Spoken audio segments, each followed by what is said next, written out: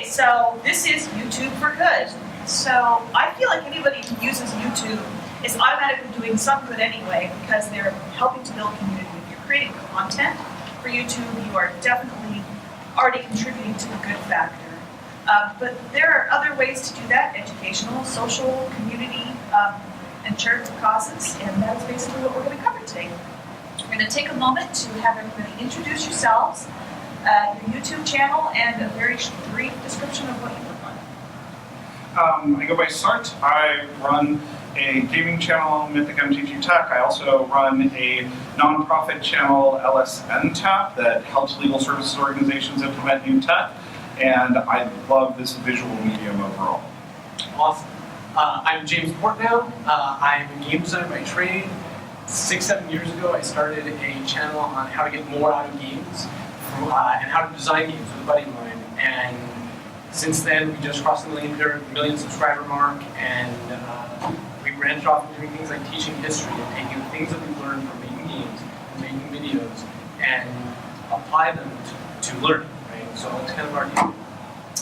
Yeah, hi everybody. I'm Nate, and I've got my own channel, my own YouTube channel, although I haven't updated in a while. But I also redesigned and added some videos to, as an independent contractor. I'm not speaking for the organization, but for the organization, Columbia Legal Services, I made a couple of movies and sort of, again, redesigned the webpage to make it more dynamic, more user-friendly. Yeah, I mean, I just like movies and I like social justice. Hi, my name is Daniel Ediger, and I actually work with SART at the Northwest Justice Project, and that's Washington's primary social aid provider. And I am a lawyer, so at my end, so I'm supposed to spend 0.6 of my time doing that, but usually I tend to be more than that. But I also make all the videos for our YouTube channel, and mainly for our WashingtonLawHelp.org. So it's free legal help information. Thank you so much. So how do you guys focus on creating your channels so that they have a focus on the good of what you're doing? You're building community, you're educating. What is your focus on? For me, it's just taking the things that I love and seeing where's the value, where's the things that have been the most made my life better, because that's the perspective I can give back.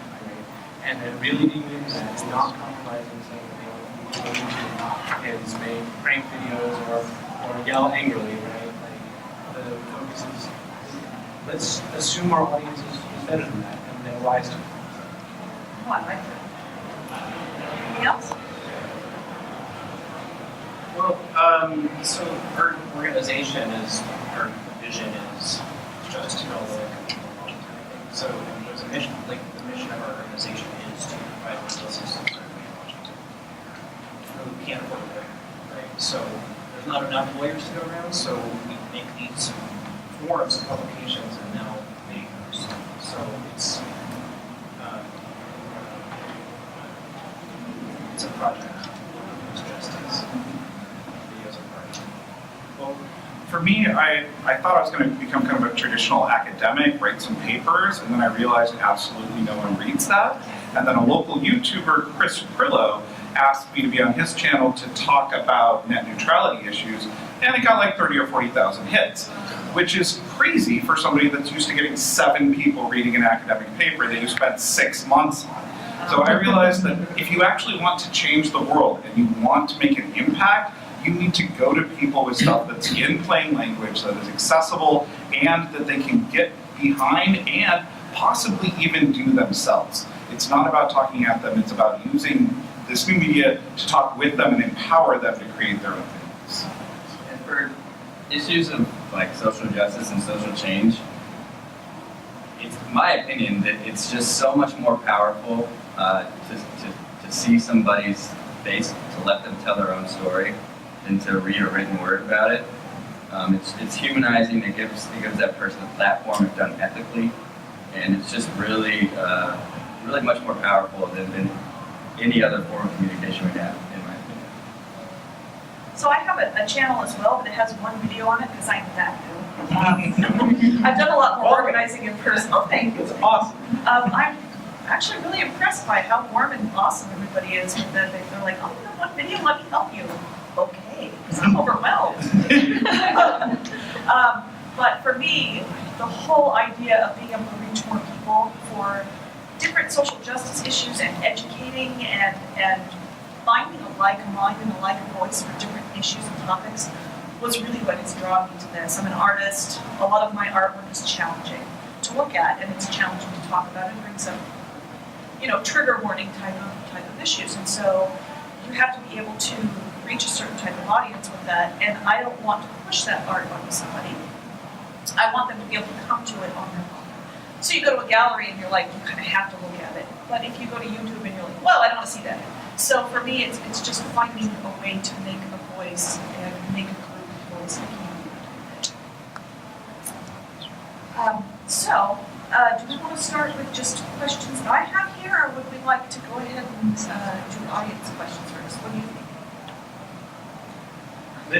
How about this? Let's start with one of yours, and then we'll jump into some of theirs. Okay. And if you guys don't have any questions, please jump back to yours. All right, so let me see here. Here's a question that is always on my mind because I tend to talk about controversial topics, not to be controversial, but because it just sort of happens that way. How do you stay safe when you're creating content for good that could be considered controversial to the general population on YouTube? And then you're promoting on other different channels and things. So YouTube gives you wonderful tools to work with the community, to ban people that are being threatening or other things like that, to deal with comments. But in a lot of cases, if someone disagrees with you, it's actually an opportunity to have a conversation with them back and forth. The comments can allow you to interact, to bring up points, and once you start to get a following behind the things that you're saying, your commenters will start to talk to each other, and their voice is so much more powerful than your voice. So it's about creating a community that can speak on these topics for you.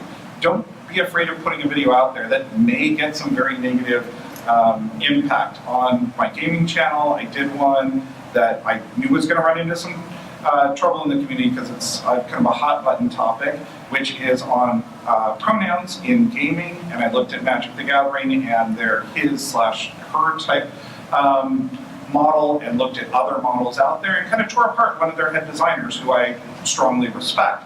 But it got many more downs than ups. But eventually, members of my community came back, and we had a discussion in those comments. And I really only had to delete like 3 of them for being like personally threatened.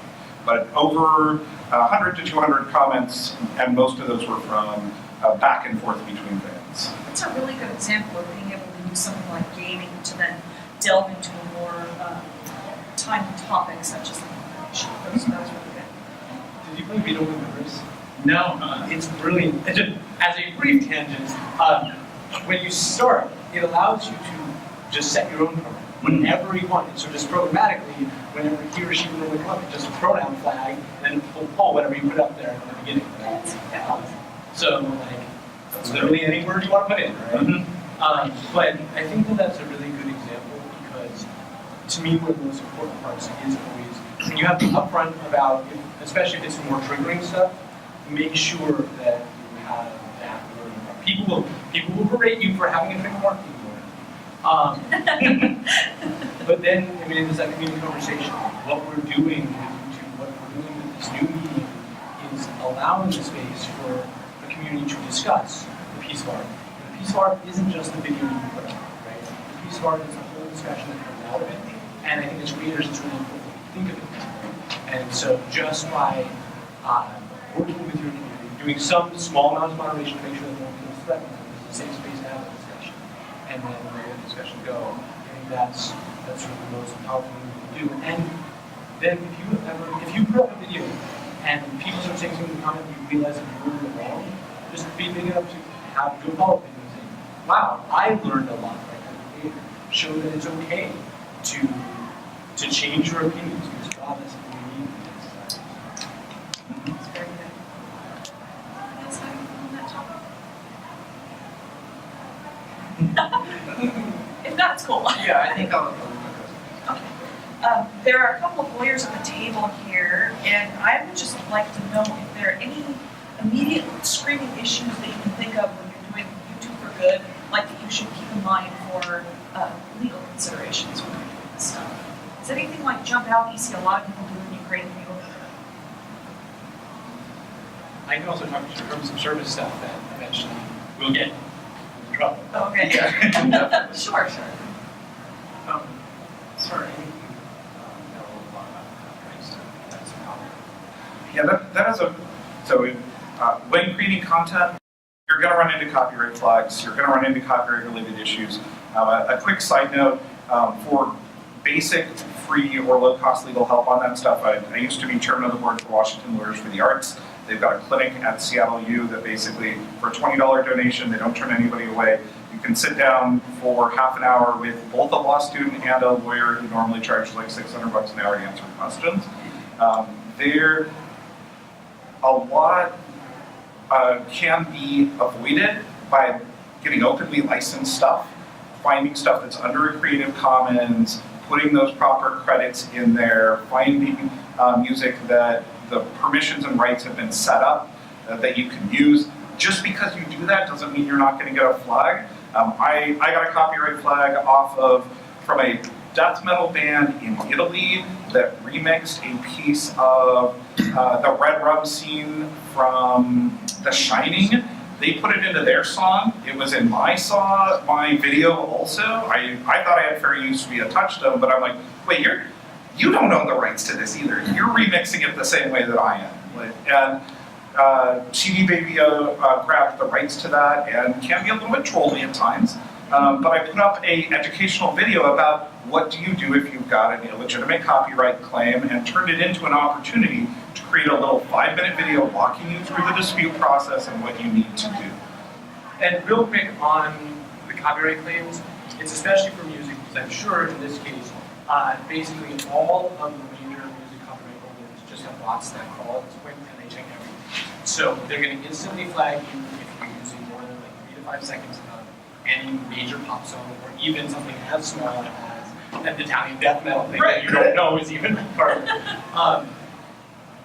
So music is an even stickier area than any other visual thing. Usually, as you said, unless you're directly popping up, if you playing that music, it's usually under fair use. You usually talk to YouTube through the copyright dispute, and either one of two things will happen. Either you'll be told that it's fine, or the worst case, if you go through YouTube very often, you can't continue to monetize, which means you just can't put ads on it. It's not too quick high range, you deserve to be compensated, but don't be that afraid of something that's fine. And a great resource for free music that you can use. I've used it on a lot of videos. I actually heard the song playing out there in the lobby earlier. This guy named Kevin McLeod, he runs a website called incomtech.com. Just thousands of songs, all sorts of genres. It's a really good resource. Just one other quick thing, because I find this really important for new creators. Sites like that, check what site, because if a site lets you just upload music to it, you'll very often see stuff that's assigned under Creative Commons, it's actually somebody else just uploading other people's music, and it's not actually under Creative Commons, and so you can sometimes still get in trouble for using something you found off the thing that says, oh, this is a free music site. So just be aware. Right, and that especially runs into like the remix space. Yes. Because someone has remixed something and their use is maybe fair use, your reuse, the original rights holder still has some issues there. So if you're criticizing, if you're commenting on, if you're reviewing, your rights get so much larger with regards to fair use. We have a question from the audience on that one, so. Yes, thanks. And I think you started touching on what I was going to go for. So I'm going to do a photography channel, and I critique photography from, say, like Ansel Adams and stuff like that. So what's like the usage there? As far as I know, because it's education, it's fair usage. Fair use is really slippery. Right? Yeah. Like, we don't have it well defined. You guys know speak much better than I can, but fundamentally, if they do really want to give you a hard time about it, unless you got a lot of money, you're not going to be able to really distribute it. But I think So if you're putting the image up there, and then you're putting yourself also up there talking about the image, and you're pointing things out in the image, you're adding pointers to it, you're turning it into more of an interactive display where you are critiquing it, your fair use gets much stronger. If you put the image up there and you put some music in the background and say, this is my favorite, that's entirely different. So the more that what you take is what you actually need to make your point.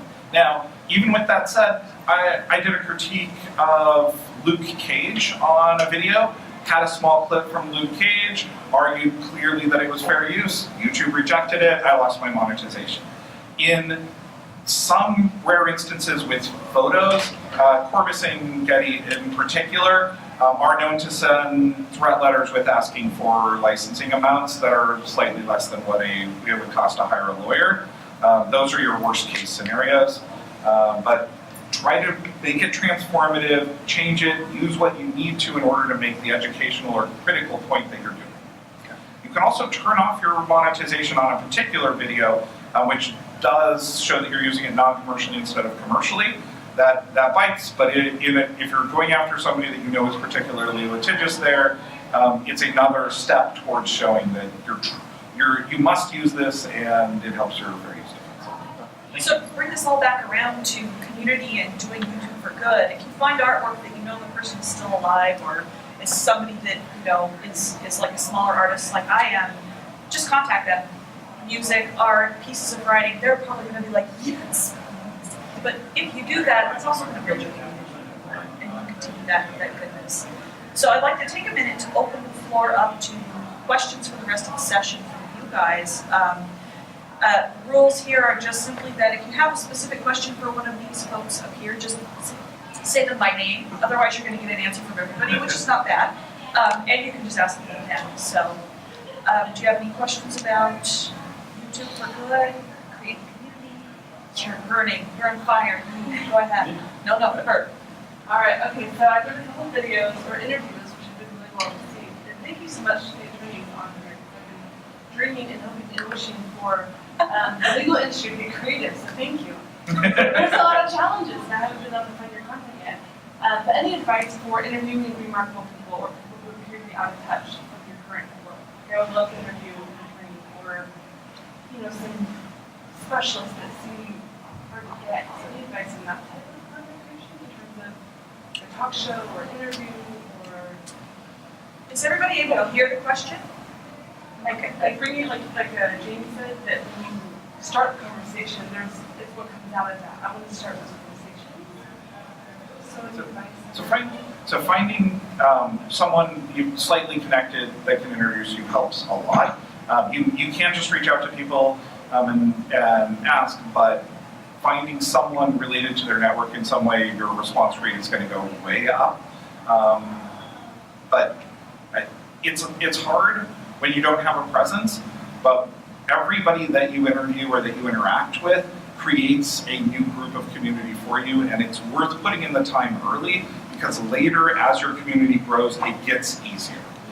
Just like creating videos, it's going to take a lot of time to edit them. You're going to make huge amounts of mistakes. Your 10th video is going to be 10 times better. Your 100th video is going to be another 100 times better. You got to put in the time early, and it gets easier. And that goes for interviewing too. I mean, have you done a lot of interviews? Okay, nice. So I've done like a ton, and I actually wrote down a couple tips about that. So obviously the first thing is just to do a ton of research. Figure out who the person is. A lot of people have online presences, even if they don't know it. I mean, seriously. And write out questions, and especially if they're on camera, it's really helpful to just give them some layups. Just get them talking, get them comfortable. Don't just hit them with the question you want. You know what I mean? So that's what I'd recommend for that. And then when, and I don't know, this is for everybody, not just for you, but when you're interviewing somebody, don't step on their answer. Pause. When you think they're done, they might not be. Let them breathe a little bit. If they're in that space, they can come back with something even better. So. And if you are looking to target or interview someone who has more presence than you can't get access to. Sometimes it's value to target people who are mid-tier in that same space, right? Because they'll know that person, or that person will at least know them. And so when you do your email, the person will want to eventually oh, I just interviewed all these people. I would love your perspective as well. And they'll know that, that'll resonate. It won't sound like you're just some random person who wants to utilize their particular audience or what you might have. And it also helps to send them the questions first. So in terms of connecting with people, I've actually had some issues with that myself, and what I found is if I, believe it or not, if I friend them on Facebook, and even if it's just their fan page, a lot of times I'm able to somehow get in contact with them by just sending them a messenger message, which is really, to me, just blew me away that like this person has 10,000 emails a day probably, but they're answering my messenger message. So it's just a little creativity and engagement. Yeah, find out what medium they use. There are a lot of people that are much more accessible on Twitter than they ever are in email. Going to them and approaching them is what they're most comfortable with.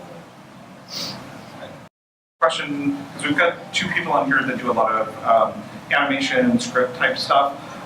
What are your suggestions for getting into that style of videos, and what are kind of the best practices there? Because both yourself and Daniel do. You want to start this one?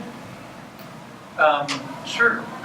So when I first started at Northwest Justice Project, there was a federal grant that came from the stimulus money in 2008, right, to bring broadband to rural parts of the United States and generate content. So Northwest Justice Project, we made some legal educational videos.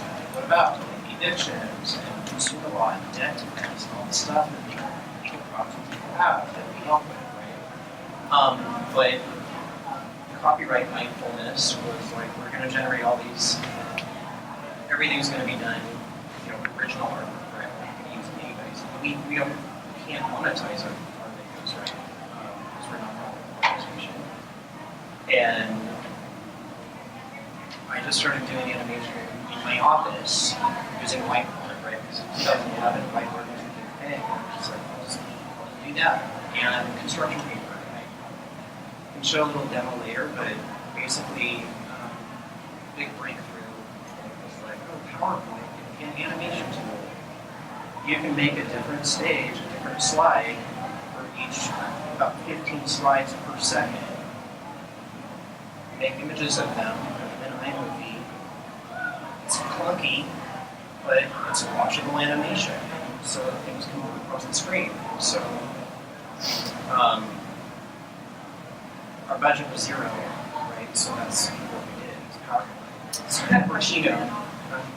Not really, but I do the same too. I'm doing animation videos, also educational. I think for this niche it's just perfect. And for me, I started the channel 3 or 4 months ago, and all the setup with the video and all that stuff, animation is quite much easier. You only need your computer, Keynote, PowerPoint, right? And the microphone, I got a cheap one, so that was really easy for me to get started. And I think somehow, by the way, James, I'm a big fan. I learned a lot about game design from your videos. He does the same too, right? With animation, quite simple. Actually, I guess a lot of work anyway, but this is kind of an interactive way. The game theorists, for example, this one is really huge as well. They do it like really fun to watch. And I think that's kind of the easy way to get into it, but also very entertaining way to show videos, even if you don't want to show your face. And I would just add that if you are thinking about doing animation, just understand it adds a lot of time to the process, and once you start bringing in other people, especially, also requires a lot more organization. You have to start with a pipeline because you don't want to have a video out in 3 days, and you just got the script or what have you, the voiceover of the artist, and they're going to have to crunch and die to do this video, or it's just not going to come out. And so, if you are taking on animation, especially if you grow to the size of not doing 100% of yourself, just understand that there's a lot more sort of planning and production stuff you're going to have to factor in. Okay, next question for Ms. Wilson. Jump back to one of yours, give them time to think. Ms. Green? For Nate. You said that you did quite a few of your interviews. Do you have those on YouTube or? Yeah. So the majority of them are on Columbia Legal Services YouTube page. I did the Imagine Justice series, and then also the short documentary Poison Control, where most of those are. I'm working on a couple right now as well. Getting one that's going to be about 20 to 30 minutes. That one right there. No, not that one, but. Yeah, and Columbia Legal Service has just started doing videos for a lot of nonprofits. This is a very, very new space for individuals. So, yeah, it's interesting. I'm glad to see nonprofits starting to move in this direction. There is so much opportunity. We create such good one-on-one resources for people, but we could be reaching out to hundreds or thousands of people at a time. With Northwest Justice Project, when we started when I took over our project entirely, we had videos and we put them in a space on our own proprietary website, and we averaged about 400 views a year, which is just crazy bad, considering that we had like 10 hours of videos, and these videos were very, very poorly designed for the web. Now we get 25,000 to 40,000 hits, and these are targeted at lawyers, and they're very specific topics. They're educational, and we realize that they're also too long, because we get analytics that say that nobody watches over 10 minutes of these videos, and if there's something good in the middle, we might get some hits with some direct links to that part. So we're redesigning the way that we do these to where when we bring in somebody to do an hour-long training, we're having them give a 5-minute synopsis at the beginning that we're going to turn into a separate YouTube video that covers their key points. And then if people really want to see that hour-long training, it's still going to be there. But it's a different medium than sitting down and educating someone for an hour in an interactive classroom or an online webinar. And YouTube has such beautiful analytics that you can see when people drop off, why they drop off, where they're coming from, who is sharing your stuff, and where. So it's easy to spot trends. Oh yeah. Do we want to talk, would it be useful for you guys to talk some just YouTube best practices? Oh, definitely. Would it be useful for you guys? Yes. Yeah. Do you want to go over some of the stuff that you guys have found out over the course of like doing all of this? I mean, you can cover some of it, I saw this whole slideshow, then I can jump into two more. Yeah. Thumbnails matter a lot. Yes. I mean, most people are going to find your videos through these visual additions. Our videos do so much better with thumbnails, and the thumbnail needs to let you know. So what the video is about. So I would take an image like this, add a little title to the side, and ask people what their move is if I'm doing a chess educational video. And then it's a 2-minute video explaining the tactic, but people can figure out and engage with the content before ever having to click through. An engaging thumbnail is just huge. And just to reinforce that, when we started really growing, we actually went back and for you guys who have seen Extra Credits for a while, you probably remember the old random. We redid the thumbnails for 400 videos, making sure they were all color-coded according to like sort of the same theme, same sort of instantly. Not only did you know what it was about, you knew it was an Extra Credits video when you saw that thumbnail. And so we spent a fair amount of time and effort because of just how valuable that is. Mm-hmm. Definitely. Daniel, what is your biggest tip from doing videos for us?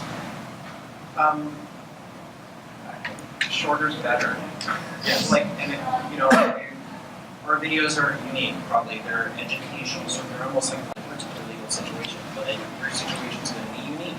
So we have to we politically accurate, right? Legally accurate, and yet concise, which is this conundrum. And, That so- seems like it would be very challenging, but So- if you get there, it's a sweet spot.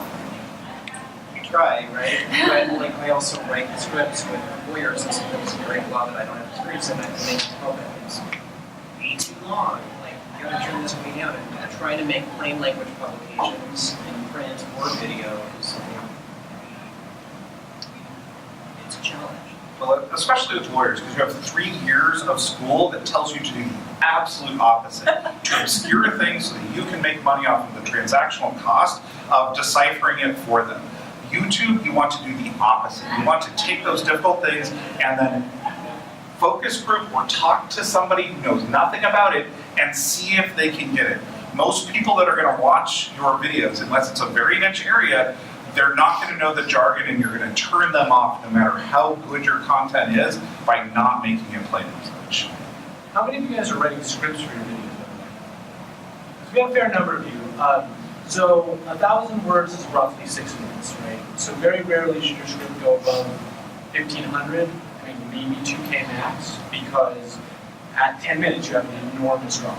Like the extra credits videos are 6 to 7 minutes. The history videos are a little bit longer, but we don't know much past that, right? The other thing is when you're talking about the time stuff, you're absolutely right. For us to also shave down, we watch our metrics and we use all the drop-off points. We used to have an intro, like our sort of opening credits intro, that was, I think, 9 seconds long. We dropped it down to 2 seconds and added 15% to our retention.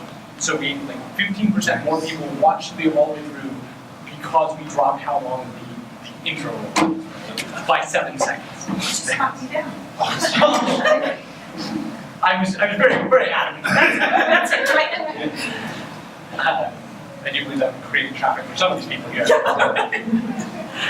Yeah, another one of my big tips is find other people to share your content, especially when you're smaller, that have an interest and you're doing something for them. So I did a very short video on Pokemon Go's terrible terms of service and the arbitration clause opt-out that nobody knows about, which is that you must email them to opt out of arbitration within the first 30 days of using it, which is just crazy. I got very few views there, but then I got Northwest Consumer Law Center to share it with their advocate network and people who care about consumer rights issues. And I also said, I don't care if they come to YouTube, put it on as a Facebook video, put it on other places, leave the credit on for the end so that people, if they want other stuff, that's great. But get it out to people, and they were happy to share it because they were sharing something that was directly relevant to their client population. And can I just add, we're not competing, right? There is literally no amount of 5-minute videos that humanity can't just consume. So when you're starting to make your content, you see other people in your niche, they're actually your allies. I see lots of people who are worried, who want to outcompete other people who are making videos about games or whatever. And by working together, you can share audience with them. And their audience will be happy to watch their videos and your videos. So don't worry about it. Don't worry about this idea that a crossover video might expose some of your audience to somebody else and they're going to leave you. Trust your audience, right? And trust yourself, and trust your content. So like I said before, I made one video.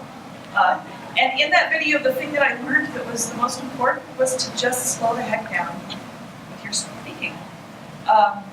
I kept rewatching my video and it's like, what in the heck am I talking about? I can't even understand it, and I wrote this garbage.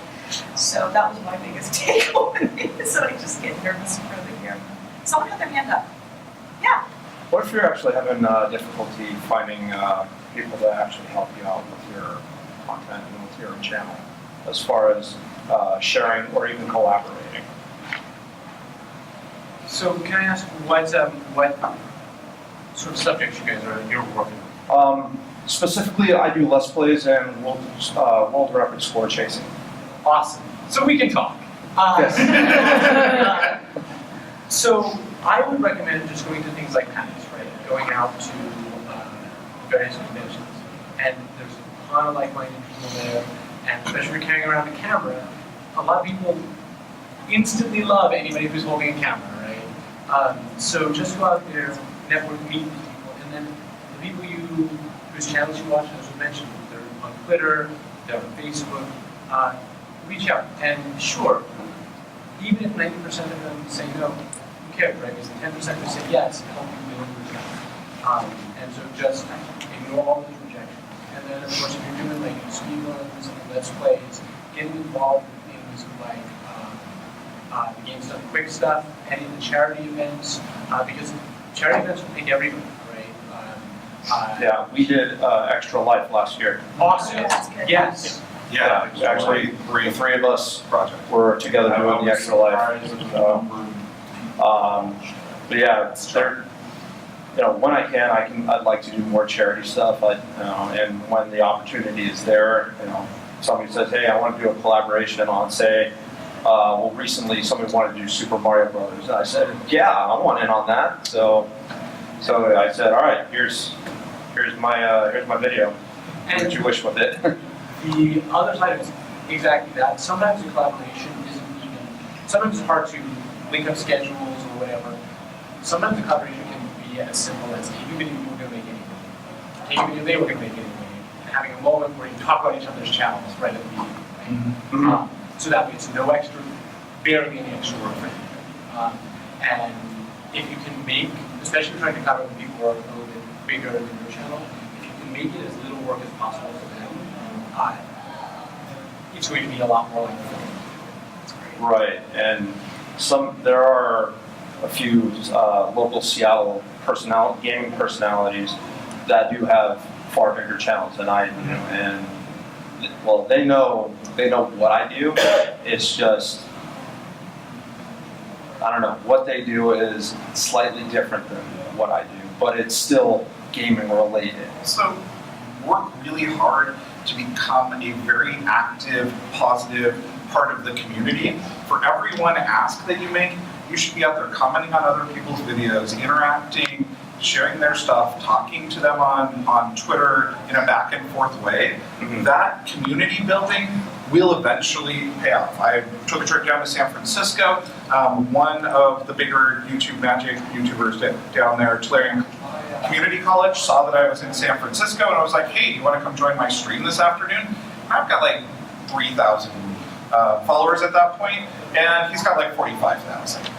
Joined his stream, picked up 1,000 followers in a day, where I normally get like 2, and we're still friends to this point. He now has 225,000, and it's his full-time job, but that I had talked to him for months on comments, on videos, on other stuff. And that type of interaction is what builds the community for everyone. And I'm not actually, I was looking up a Facebook group for you as well, because especially here, right? So one of the things is that there's lots of people who do let's plays and sort of, and knowing your voice, and knowing what niche you fit, and expressing you, right, and not trying to emulate, because there's plenty of people who are doing the same thing. And there's no reason for somebody to come to you for the same thing they get elsewhere, right? So they come to you for you. One of the advantages to being in Seattle, and I think it's just called Seattle Indies, or maybe Seattle Indians, but you can look it up on Facebook, there's a group. This town has some amazing indie games coming out there. It's very easy to socialize with that group. If you were the first person speedrunning or doing a let's play of some of the stuff, possibly even before it's out, because you just know the people here in town.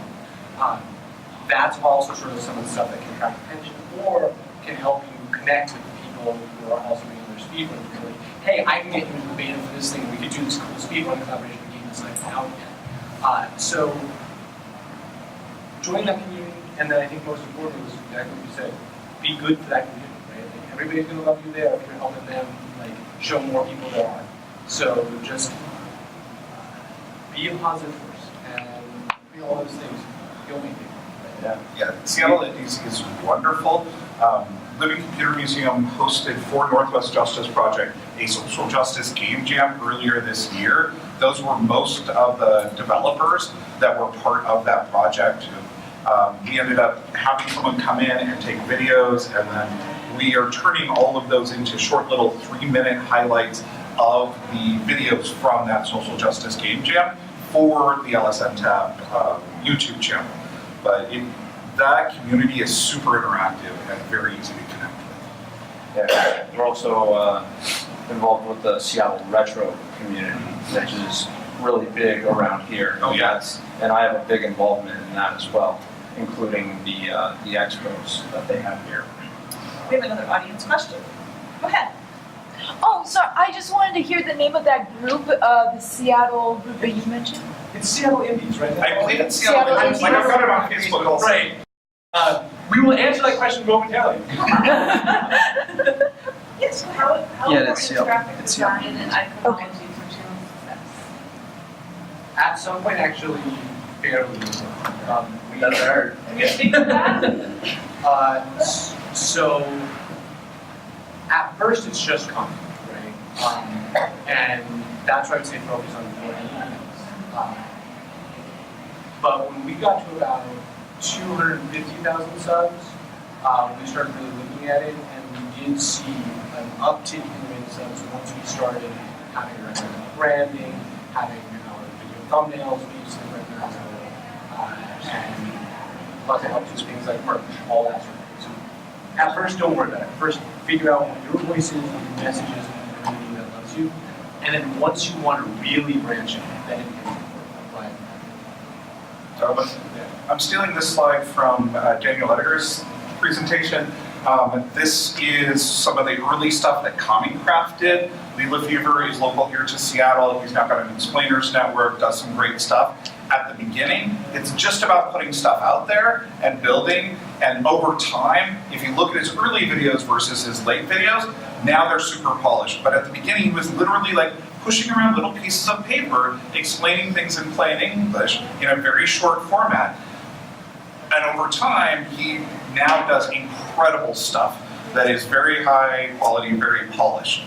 But just start and then improve over time incrementally and find people that can show you how to do this stuff less expensively, more efficiently, that type of stuff. Well, for a lot of that, you can find how to do it on YouTube. Like literally, that's how I solve like most of my problems. Is I go to YouTube and I'm like, oh, I have this problem, and chances are I'm not the only one. You know?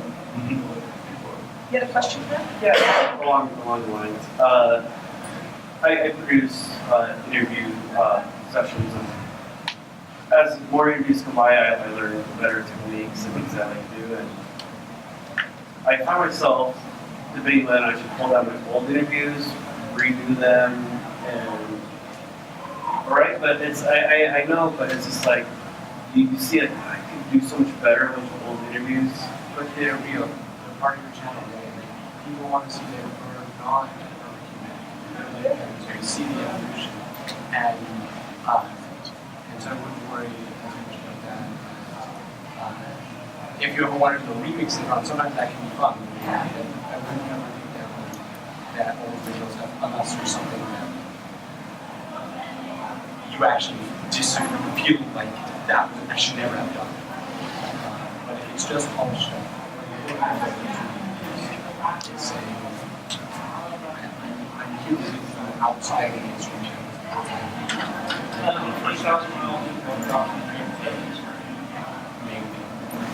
I just feel embarrassed about how crappy it is. I listen to my early stuff. The sound is bad. The slides are terrible. And But fans, it gets better.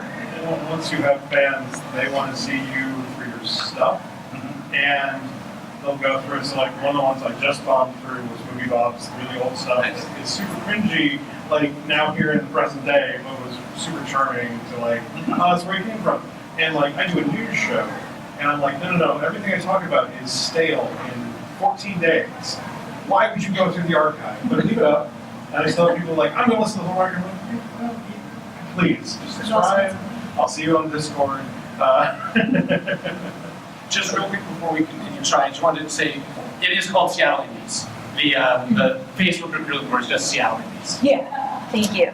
I was just kind of curious, because I've started a channel, it's been a couple of years, I haven't really thrown a whole lot on it. But there's been a couple instances where I've had people contact me out of the blue, like, hey, you got a great channel, use my music. or other companies are like, how would you like to have these views come to you? What, I mean, how many of those are legit and Some of that is sales, yeah, and some of it realize- is probably I just realize guys it's- trying to get their name out there, I think. Yeah, and a couple of them sound just really hinky. It's like, you know, we can get you X amount of views. All you gotta do is sign up with us. And I'm So like, those are always yeah, those. Everybody because I likes, remember everybody views. Penny Arcade You can lose your was whole talking channel. about something in their early days when they signed up to do a book. And they got into a lot of legal hot water, almost lost their brand. Well, and it's actually, so buying likes, whether it be on Facebook or subs on YouTube, is actually negative for you because what happens is these companies have farms out in countries that are not as wealthy, and they will subscribe, they will get you 100,000 subscribers. But YouTube metrics, one of the things that YouTube judges is how many of your audience is actually engaged, what percent of your audience actually watches your videos on a regular basis. And you will actually disappear in the search rankings. For like a week, it'll be amazing. And then no one will be able to find your stuff because YouTube is aware that 0.5% of your audience ever watches your videos, therefore it's not a real audience, therefore you'll skip it. And along those lines, Tom, because a friend of mine is actually doing very well. He got hooked up with the escapist. Yeah. And so they're helping him, and he's getting more stuff like that. And Machinima and some others like that. Is that something that is, I want to say,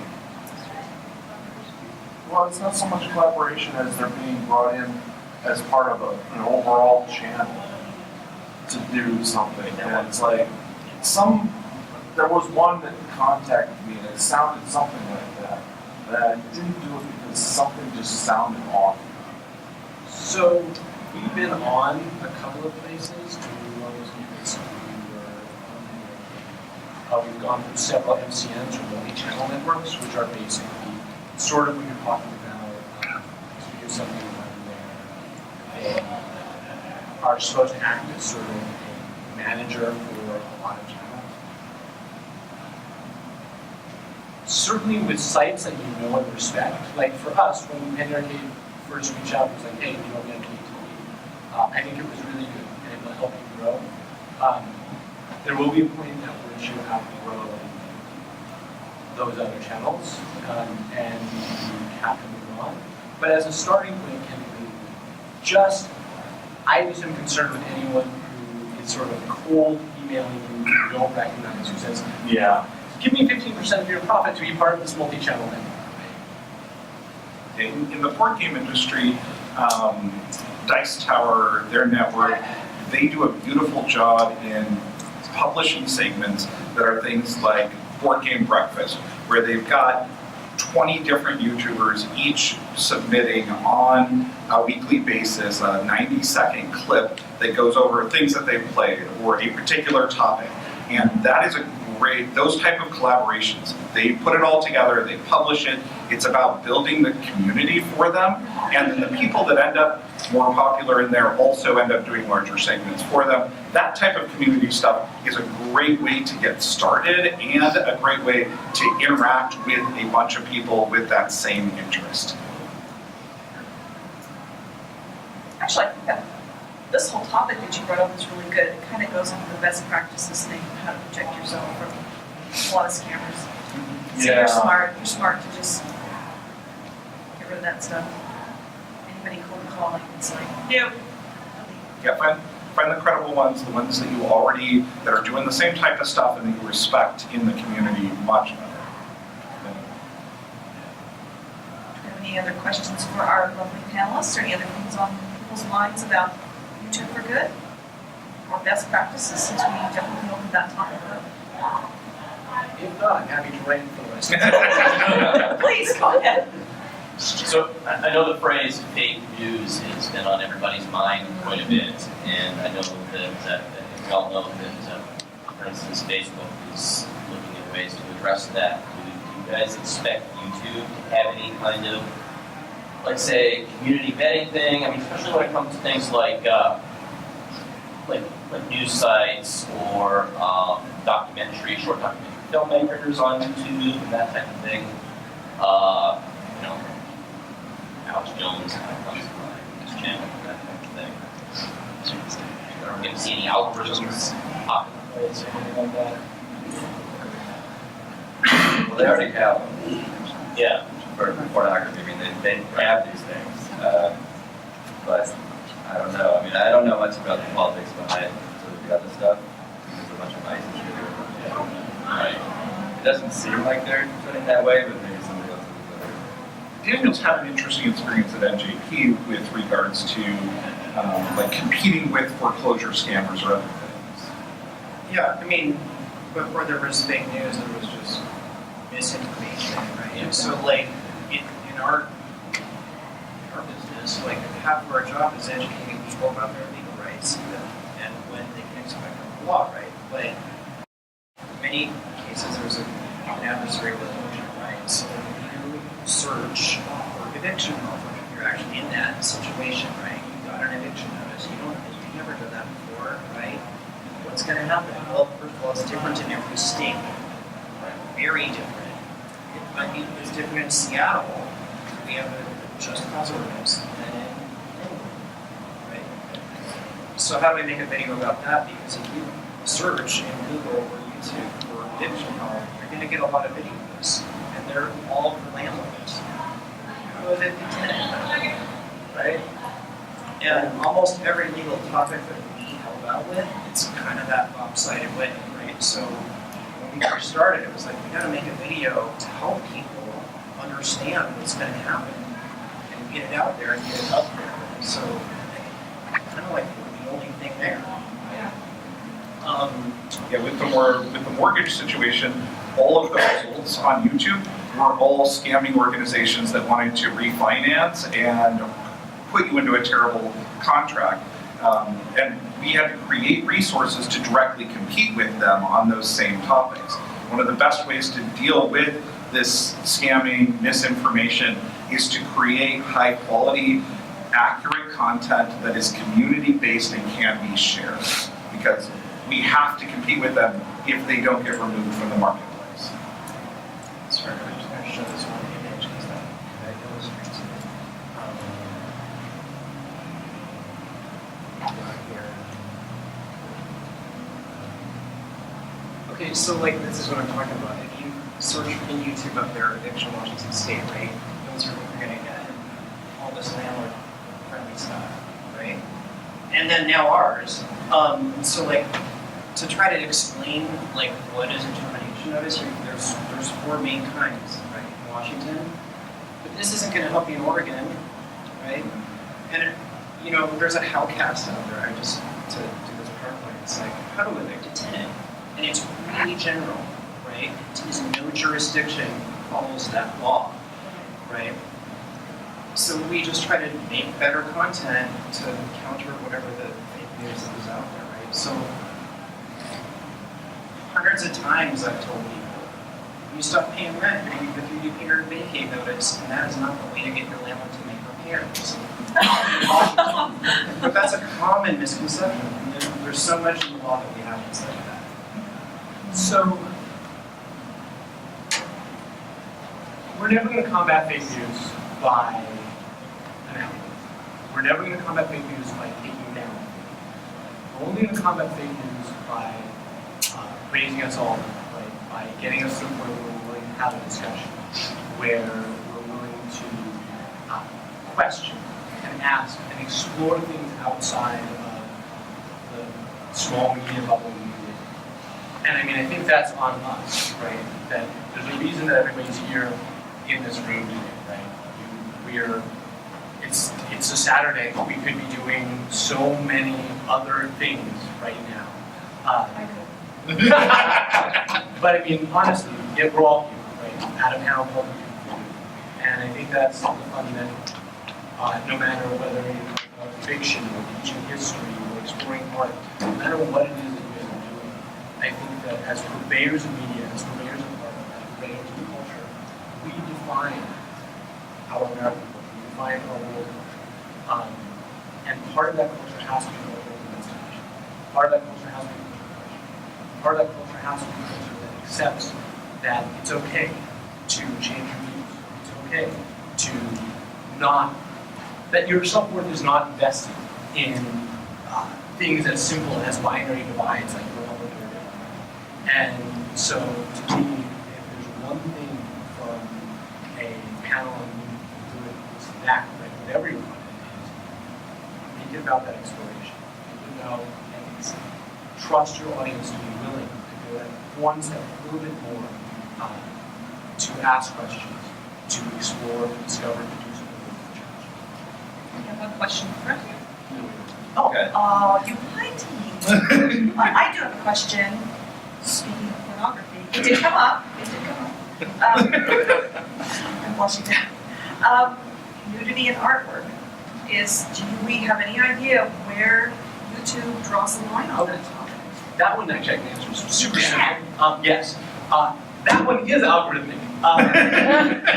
The human genitalia is actually fairly like, there are not many other things that look a lot like human genitalia with the color scheme of human genitalia. Therefore, the YouTube actually can program and search all and stuff for that. So if you're using photorealistic images of people who are naked, you probably get that.